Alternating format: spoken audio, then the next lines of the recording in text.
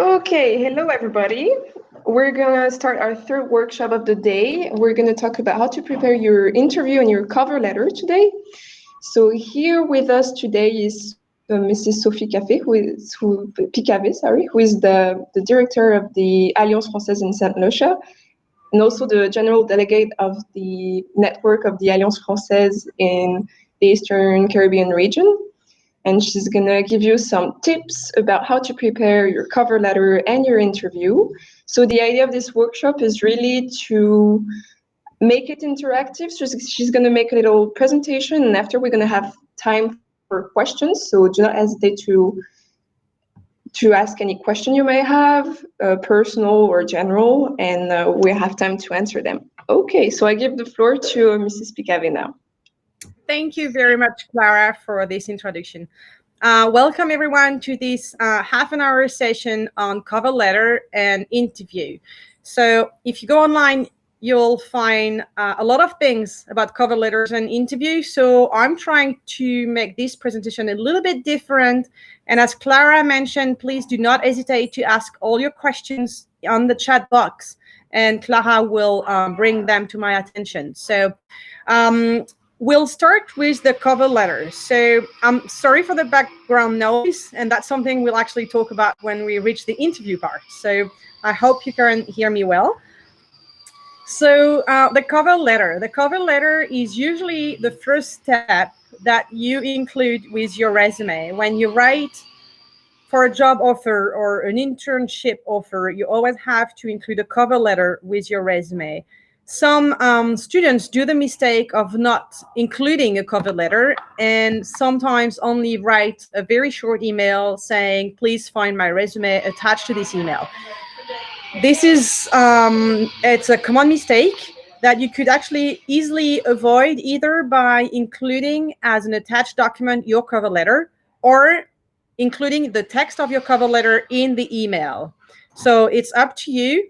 As a recruiter myself, I like better having a short email and then the cover letter and the resume, but this is my point of view. So it's up to you, but at least a cover letter needs to be either attached or in the email. Once we have said that, the cover letter can take different options. A common mistake that you should really avoid is using a letter that you have been using for many job offers and then you forget details inside that are actually not linked to the job offer or the internship offer you are considering. And I get many of those as well, which are maybe letters intended to other Alliance Française. And I have received Alliance Française of Casablanca, which is obviously not the Alliance Française where I work. So it's a very easy thing to do. Just review your cover letter, ask someone to do it for you, but make sure you don't leave any information regarding other offers you may have answered. We know that you are not going to write from scratch a cover letter for each job or internship you are applying to, but make sure you don't leave any information like that inside. Make sure you direct your cover letter to the name of someone. It may be not the correct person, and then you can actually do like a general cover letter, but if you spend time to find the person to whom you should address your letter, it will be well appreciated by the person receiving it. Knowing the person will probably spend maybe 2 minutes reading your letter. So we're reaching the part of the construction of your cover letter.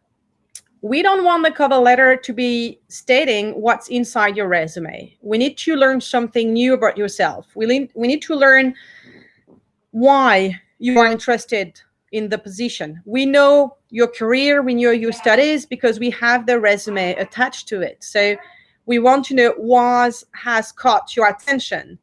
Keep in mind that you want the job, we want someone. If we posted a job offer, it means we are looking for someone. It's not an easy process. It's a time-consuming process. If you are the right candidate, we're going to see it from your letter and your resume. Then we'll move to the interview, but we need to see that in the cover letter. So if you point out why, for instance, you want to go and get that job in Winnipeg, Canada, because, I don't know, you've always been interested in Canada and you did some research about it and the job matches your skills. Then talk about why this job, why you are the perfect fit. We need these for moving to a further step. A cover letter, it's also up to you, but it's very important that you sign it. It's very easy today to do a signature on a white piece of paper. You take a photo with your phone, you make it like a small square shape, and then you include that picture on your letter. Make sure the font is white, because if not, then we will see the difference. Of course, you remove the line which is around the image, but you include that signature into the document. And please, you send your document on a PDF format. 1 out of 2 applications I received today, the cover letter are in the Word format. This is not acceptable because you are going to be future professional, and that means that you may be working for an employer and then sending document out of the company in Word format. And this cannot happen because we want to make sure the document is secured. Of course, we all know that software exists to switch from Word to PDF and vice versa, but make sure when you apply for a job, it's a small thing, but it can make the difference. Also, very important to date your cover letter, because if you're sending many applications, you may end up sending a cover letter with a date which is 2 weeks prior to the writing of the letter. You are going to apply through email, so you date your cover letter the day of the one you send the email, not 1 week before, not 1 week later. You match the dates with the email. That's very, very simple tips. I'm not going to provide you the content of a cover letter because that needs to reflect who you are. But something that we don't want to see is a lot of typos. Today, you can ask your friends, your parents, you can ask teachers, you can even ask professionals around you to actually proofread your letter. And also on many software, you will have little lines on words that don't really match the way they're supposed to be spelled. So a cover letter, a typo could be accepted, even if it's really borderline, and there should be no typo in a cover letter. But then spelling mistakes, that's forbidden. You can't have a spelling mistake in a cover letter. Also, I don't think we'll have any seniors attending the workshop today. So please, like the resume, keep your cover letter up to 1 page. I am sure you all have very exciting life, but 1 page is far enough. If you are below 60 years old, if you're not a researcher, if you haven't published 6 articles in Nature, in the magazine Nature since last year, then 1 page for a cover letter is really enough. I see that Denis is asking for French. Denis, do you understand English or not at all? Because I'll be happy to talk in French as well. You don't understand English. Okay. Anyone else? Because I don't want to keep you outside of the workshop, Denis. So if no one else is stuck to French, I advise you to stick to the workshop. Try to get what you can out of it, and then I can spend 5 or 10 minutes at the end, maybe just on a personal conversation with you and ask your answers. Sorry, we had to pick up one of the 2 languages. The use of colors, they are interesting on the resume to highlight a few things. On a cover letter, I would advise that you stick to like a line, or like maybe just a line at the top or a line on the side, but please don't use colors. It's not a rainbow. It's something official that needs to be straight to the point. So colors on the cover letter needs to be used widely. Last but not least, the font. Don't use any fancy font. It will not be appreciated by the recruiter, except if you are applying for a job into like the art industry, the fashion industry, then go crazy, put colors, put pictures, draw whatever you want. But don't use colors to write sentences if you are applying to like a regular type of job. We'll move on to the interview part because we don't have a lot of time. Sophie, do you want to answer the questions about the cover letter before, and then we move on to the interview? I saw a question from Joannick. How do you state you have no experience in the particular work field, but have the qualification on the cover letter? Very interesting one when you're starting. So, of course, if you're a young person, we know you have no experience in the particular field and you have the qualification if you're applying. So, well, you mention it. You don't hide it. You're not going to make up things that you don't have. So, yes, it's my first job. Yes, I have no experience on that job, but I do have the training. And I'm bringing to your company new things that maybe senior employees don't have. I'm bringing the newness. I'm bringing the youngness. So you don't hide it, you mention it. Yes, it's my first job. I've done jobs. So it's good if you can actually say, okay, I'm applying for an office job. I've never done that before, but I've been a waiter and I've been taking orders and I've been working at KFC and I'm actually able to interact with people. I'm good at communication and that actually helped me to develop different skills. So it's very important that you spend time with someone. We're happy at the Alliance Française to spend time with you to try to get those elements that actually you can take in your cover letter and say, well, I've never done that job, but I've done that before. I've been, I don't know, the leader in my class during all my high school, and that brought me in front line with all the teachers, and I had to be like the leader in communication. Sorry, English is not my first language.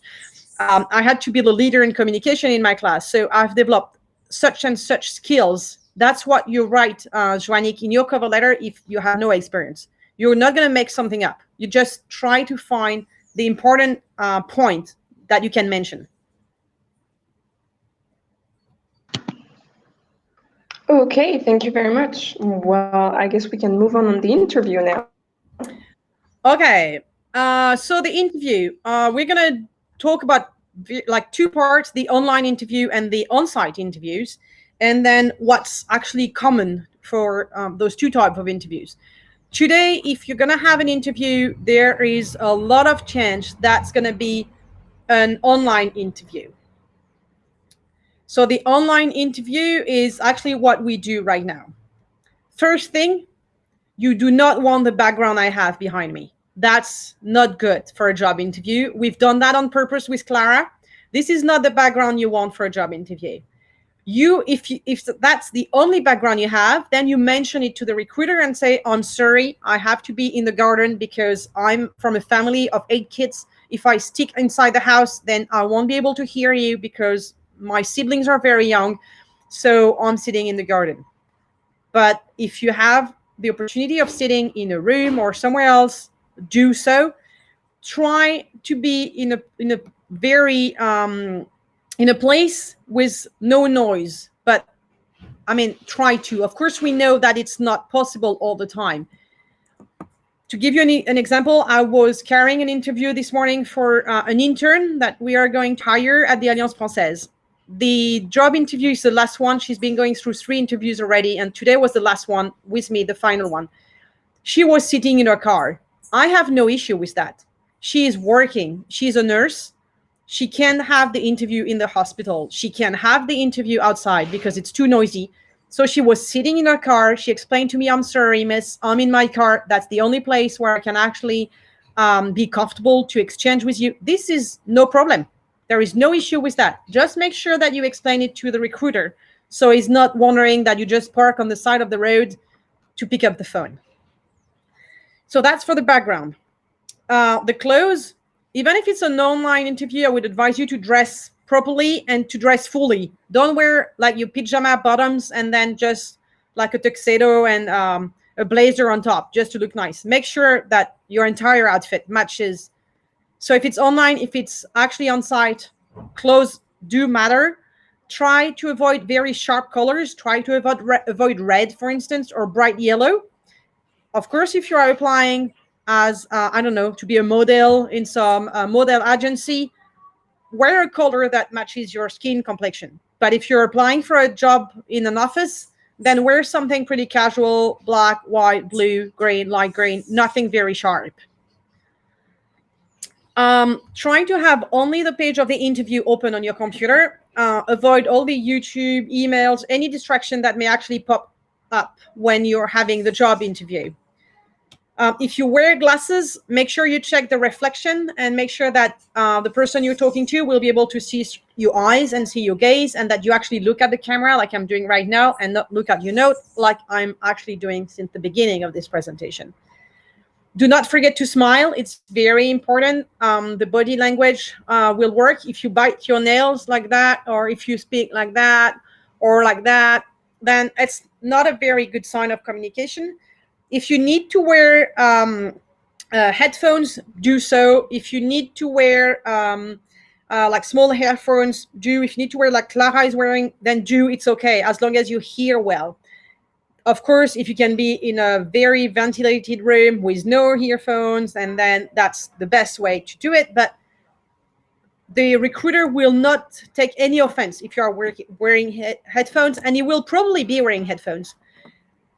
Check your internet connection. Sometimes it won't work properly. Mention it at the beginning of the interview. You can also go to an internet cafe needed to have a good connection. But make sure you mention it, and maybe the recruiter will have to switch through WhatsApp because that will be easier. Well, it's fine. We can carry interviews through WhatsApp, but just make sure that the recruiter has your phone number on the resume when you send it, and every possible way to get in touch with you. As I mentioned earlier, you need the job. We actually need you. So it's a win and win situation. So make sure the connection can actually happen. Make sure also you print your resume, you print your cover letter, so you have it in front of you. And if a question arises on something, then you can actually answer and be sharp on it. You don't want to be, oh, I'm sorry, let me find my resume on my laptop. It's a simple thing, but that will make you more confident. And you just put your hand on top of each other here, and no one sees it. And then that would avoid you shaking and moving and then biting your nails. So that's for the online. For the on-site, make sure today you follow the COVID-19 protocols. So you keep your mask on unless you've been invited to take it down. You may be doing the entire interview with your mask. So please don't go to the interview with your mask with the Nike symbol on it. Or don't go to the interview with like Queen of December written on your mask. That's not going to look good.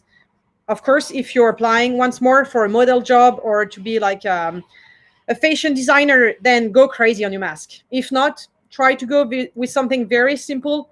Surgical mask will do the job. Try to avoid colors because the person will actually talk to you.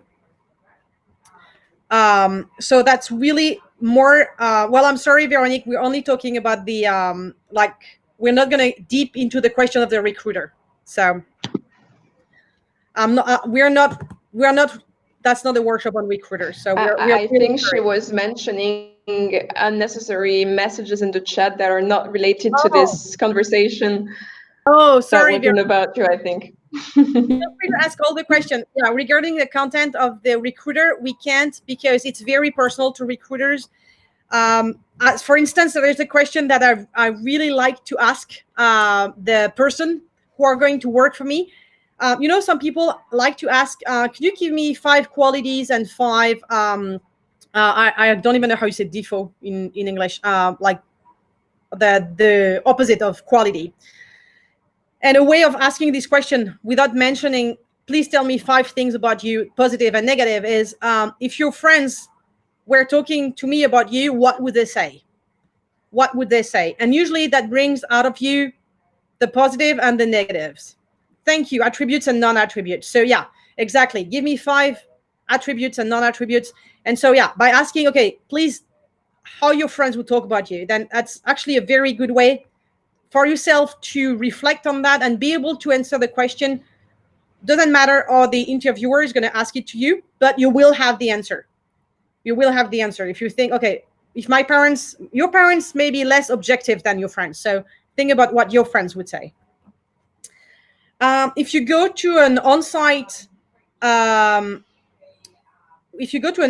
interview, also you bring your resume, also you bring your cover letter, okay? And actually you bring 2 samples of each, because I don't know, maybe the interviewer will I don't know, make a mistake on the file he has, and his assistant will have given him the wrong file.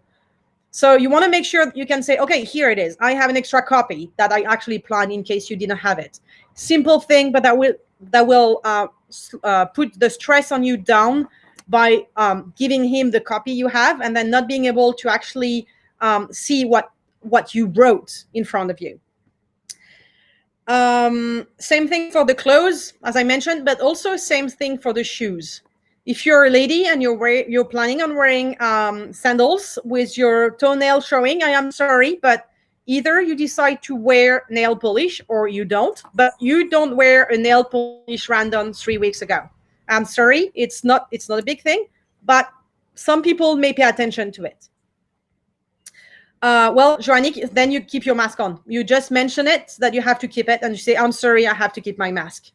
And it's okay. Same for all like other medical obligation, of course. And for interviews, both online and on-site, just make sure that you actually stick to the questions the recruiter is asking. Don't bring too much information. He's going to ask you a question, you answer. Don't overlap. Don't go and just talk about something else that pops into your mind. You don't know if he has a lot of time for you. You don't know, maybe he actually planned on asking you that question after. Just one question, you answer. And at the end of the interview, make sure you actually have questions ready yourself. Make sure you actually have several questions ready, because hopefully some of those questions will actually have been answered during the interview. So an easy question is, what is the next step now? Like, of course, you rephrase it. When should I expect to hear from you? When do you think the position will be filled? Are we still many on that step? When will I be able to have like a definitive answer? And also, if you ask question about the company, that may be well appreciated. Of course, no personal questions, no like, how long have you been working in that company? How long have you been the CEO of that company? Avoid questions like that. You actually should have looked that online before, and just make sure that if you have information, if you have question about that person, then maybe you can find the answer before online. Google is really a great tool today. LinkedIn can be your friend as well, and it's okay to actually ask someone to be your contact on LinkedIn before. Of course, if it's the CEO of Walmart in the US, avoid to do that. He's not gonna answer probably. But if it's someone with like 1,000, 2,000, let's say below 5,000 contacts on LinkedIn, he'll probably answer, he'll probably look at it. So LinkedIn is a good way to also see what the person has done before, how long he's been working on the company, how long he has been in that position. And that would avoid you very simple mistake. I'm just going to give you an example. I was interviewing an intern that was 2 weeks ago. Just so you know, I actually decided to hire her. So you'll see the story. And when I looked at her resume, I saw that she has been working for a company I was working for 3 years ago. And I knew it. When I saw her name, I know that girl. But she didn't Google me. She didn't look on LinkedIn who I was. And at the end of the interview, she did a great interview. She's a perfect candidate and a good fit for what we were looking for. So I just told her, it's like, well, actually, we know each other. And she's like, oh, well, I don't know how. And so I just gave her one word. And then she looked at me, she's like, oh my God, I knew your name was ringing a bell, but I had no clue where I saw you before.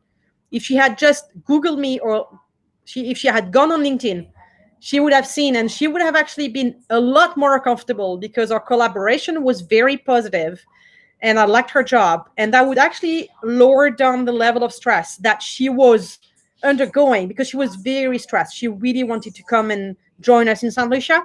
So I would advise you to do that job. You may find connection. You may find that the person who is going to carry the interview is actually I don't know, the brother of one of the teacher you had in From 5. Great. Call your teacher and ask him, I'm going to have an interview with that person. Can you advise on it? And last but not least, I would advise you to do a mock interview with someone. Maybe your parents, maybe your friend, maybe your teacher. Your teacher, honestly, would be very happy to help you on that, regardless if you are in high school or at university.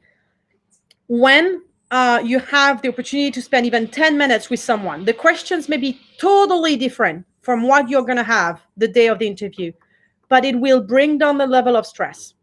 And to bring down the level of stress, it's very easy. Before the person turns on his or her computer, you breathe 5 times very slowly using your stomach. And that will really put down the level of stress, make you in a better position. And you are great. You are a good fit for that job. If it's not this job, it will be another one. So I hope that's going to help. It was very simple things. I'm sure a lot of them were very obvious to you, but simple thing that will make your interviews and cover letter a lot easier and less stressful. Oh, and last thing. Sorry, Claire. No. You have a glass of water ready next to you. Avoid the big bottle. Okay, doesn't look good on the screen. Avoid the mosquito spray. If they're biting your toenail, too bad. They're gonna bite your toenail, and you'll fight with the racket later. And don't get stuff like that interact. But make sure you have a glass of water next to you. You have to survive the interview either way. Thank you very much for your very useful tips. We do have one question from Cynthia. When we looked at a profile on LinkedIn, the person can see it. Do you think it can be an issue for the recruiter to see what we researched them? Nope, I don't think it's an issue. I think the recruiter is going to say this person wants to know to whom is he or she's going to talk to. So I don't think, Cynthia, that's an issue. They may actually not see it. They may see it after. What you can do, you can also wait until the end of the interview to see, because maybe, at the end of the interview, you also have the right to think and to decide that you do not want to work with that person. That's also a choice you may have. So maybe wait until the end to actually ask the person to be your contact on LinkedIn. But it's okay. If they see you've researched them, it's okay. And feel free to add me on LinkedIn if that can help you. I'll be happy to recommend you or to answer any questions, and I'm totally in for that. Thank you very much. So as promised, maybe we could, sum up a little bit everything you said in French, maybe sort of resume. Avec plaisir. Donc, pour les amis francophones, je pense que ce qui est intéressant de retenir, c'est vraiment que des petites choses peuvent vous aider à diminuer le stress lors d'un entretien. And for those who only speak English, listen, because you're supposed to learn French with the L1 program. Donc, des petites choses. La lettre de motivation, dans un premier temps, c'est important qu'elle ait le titre du job pour lequel vous postulez et surtout qu'elle soit personnalisée. C'est important que la personne qui lise le courrier ait l'impression qu'elle a été rédigée pour elle ou pour lui. On sait très bien que les lettres sont rédigées pour un ensemble de candidatures, mais c'est important que le recruteur ou la personne des ressources humaines puisse voir qu'il y a eu un travail de fait, il y a eu un travail de recherche et que du coup, c'est ce travail de recherche et le résultat de la lettre de motivation. Est-ce que, Clara, il y a encore des francophones ou pas? Parce que je vois que Denis n'est plus là. I still some francophone here, or should we just do Q&A? Alors, on peut juste poser la question. Well, if anybody has a final question in French or English, si quelqu'un a des questions en français ou en anglais, vous pouvez les poser dans les deux langues, comme vous préférez. Voilà. Let's put it like that. Something I forgot to mention, make sure when you put your phone number that you actually add the area code. Yes, indeed. Yeah, okay. The area code is very important. Even if you're from Saint Lucia, for instance, and applying at Saint Lucia, or from Martinique, applying in Martinique, make sure the area code is included. Well, I think we do not have any more questions. We have a lot of thank you messages, Mrs. Picave, and I'll follow them. Thank you very much for your very useful insights. Please, for our audience, please stay with us for the next workshop that is happening at 2 p.m. We're going to talk about exchange program, how to prepare your mobility, all the administrative process for your travel. So yeah, thank you again, everybody, for being here. You can ask questions about the Elan program because I saw a lot of Elan program questions on the welcome desk of the fair.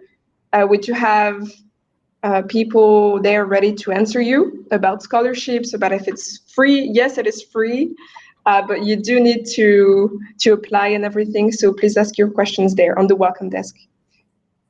I have a final remark, Clara. Tell me. Just echoing what Cynthia mentioned, I think, regarding does it matter if you look a person online and then they see that you actually research them. I know I do it, and I know a lot of my colleagues are doing it. I do Google you before I interview you. I do go online. I do go to social media and try to see what you post on social media. Make sure that your social media, the one you use, are totally professional. Because honestly, when you find something that's not professional, that's going to be the image of the business you're going to work for. So make sure that you actually stick to your image on everything you post, on everything you comment. You can be free, of course. This is we are lucky to be in a free society, but make sure that your image on Google and LinkedIn and social media, Instagram, Facebook, is the image you want to reflect. And if that's not the case, make sure you clean it and make sure that you leave only what you want a future recruiter to see. Just think what your mom wants to see and then leave what you want your mom to see. Get rid of the rest.